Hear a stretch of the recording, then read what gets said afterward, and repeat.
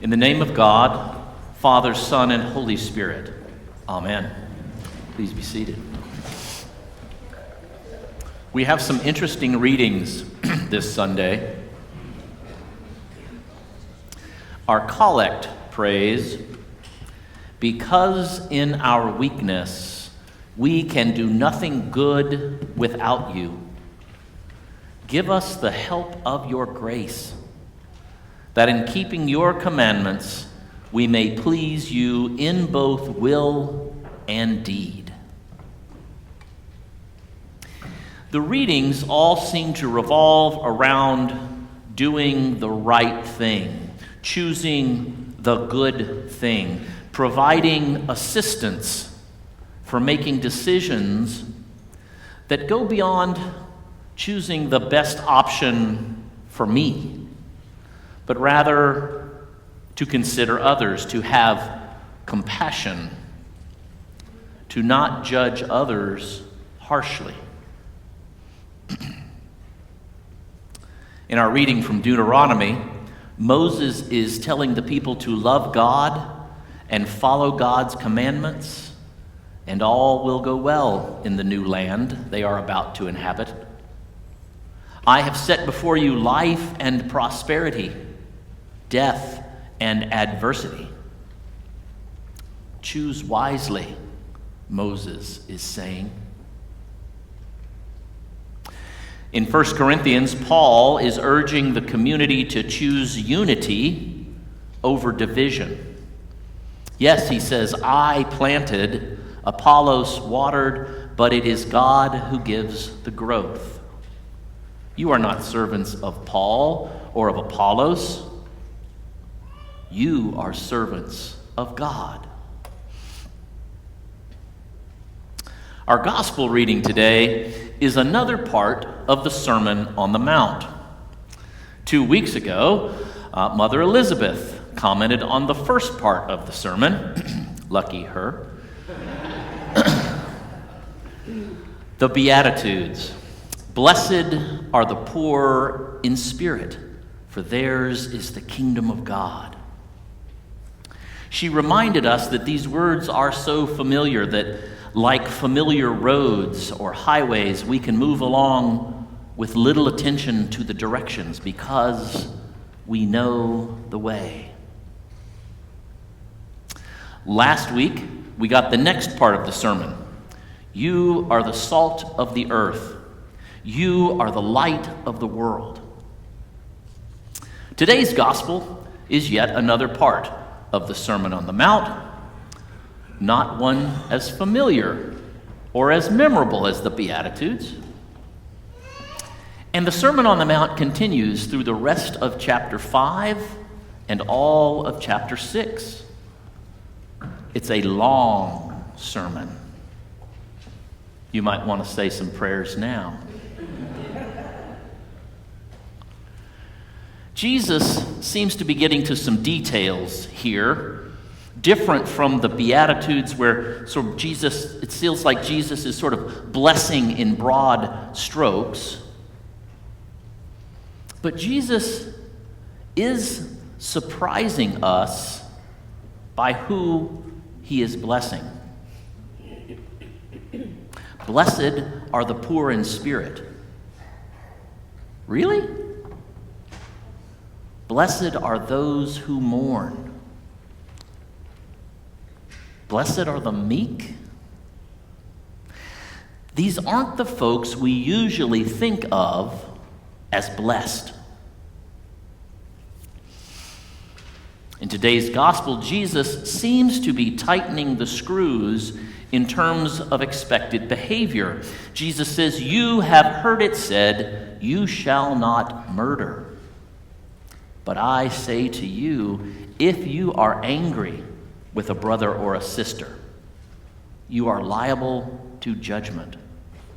If you insult a brother or a sister, you are liable."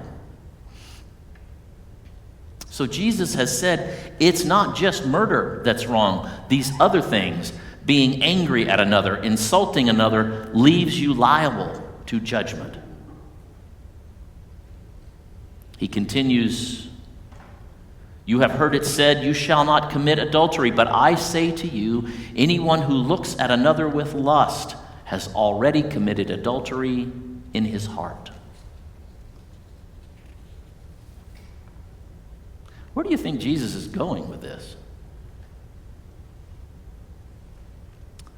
In Luke's version of this sermon, there known as the Sermon on the Plain, Luke begins with the Beatitudes, just like Matthew does.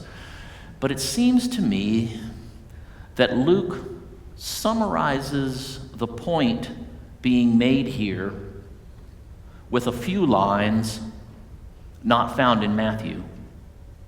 In Luke, Jesus says, "Do not judge, and you will not be judged. Do not condemn, and you will not be condemned." You see, it might be easy that as you read the law, do not murder. Well, I haven't done that. Look at me. Right? Do not commit adultery. I haven't done that. But be angry with someone? We've pretty much all done that, right? I mean, beginning with parents and siblings, when we didn't get our way, we've been angry with people. To look at another with lust, pretty much all done that, right? It almost sounds absurd to compare one with the other, murder and being angry. And yet that's just what Jesus has done. So the question becomes, is Jesus being absurd, or is he using exaggeration to make a point? I think the latter. I hope the latter, especially as we get down to the part of like losing body parts. The point is, you don't need to be in the business of judging or condemning someone else. We are all guilty of something. Allison Barton, a layperson from St. Paul's Kingsport, preached at the Eucharist at Diocesan Convention last week. She talked about the German word Schadenfreude, which I probably just massacred. Schadenfreude is a combination of the German nouns Schaden, which means damage or harm, and Freude, meaning joy.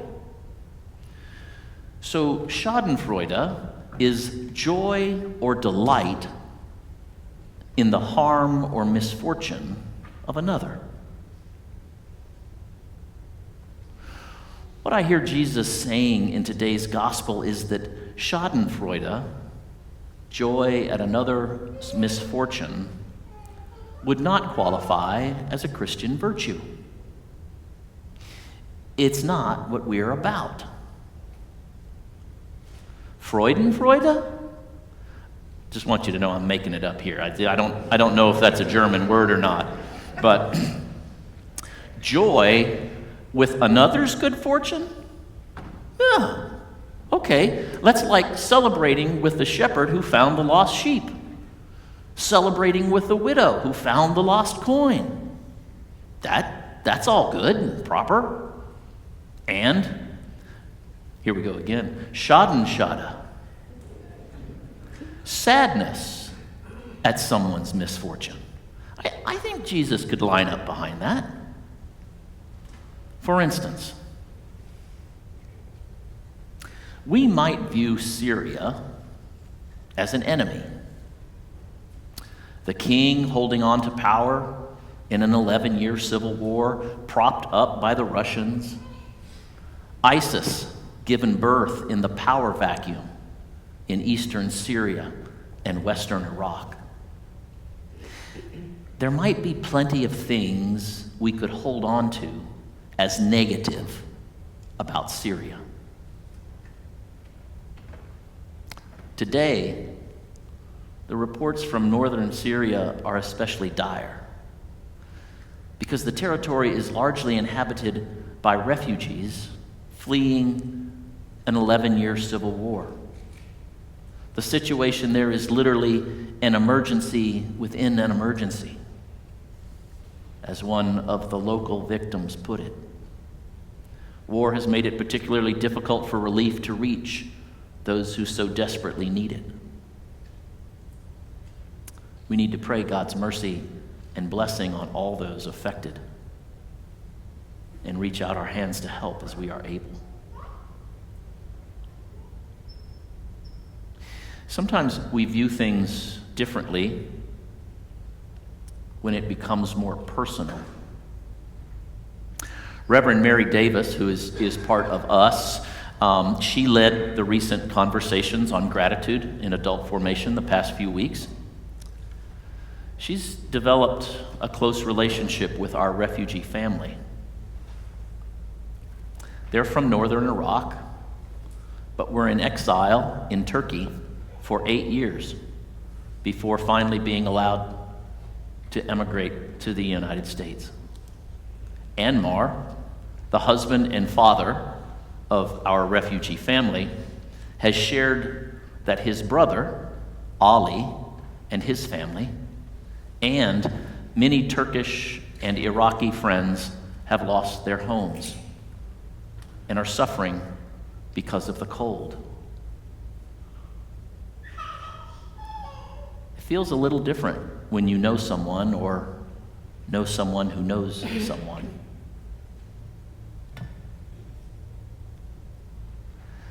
The last count I saw said more than 28,000 dead.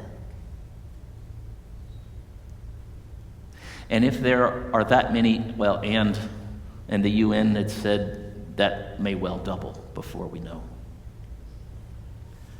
And if there are that many dead, there are many, many thousands more injured, displaced, without food or water. It's a bad situation. It's the kind of thing that can happen anywhere. You know, there's a fault line that runs along the Appalachians. Now, it's not very active by comparison, so I don't want you leaving here spooked, all right? But people, average, ordinary people, don't deserve that kind of disaster. And I have to believe that God does not work in that way. God may be able to redeem such a thing, but God doesn't cause it. As Father Matt said last week, God is there. God is in the breach, in the chaos, in the suffering. God is there. May God's presence be known and felt in that suffering.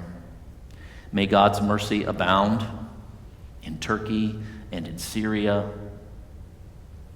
and everywhere people are suffering. And may we reach out our hand to help as we are able. Amen.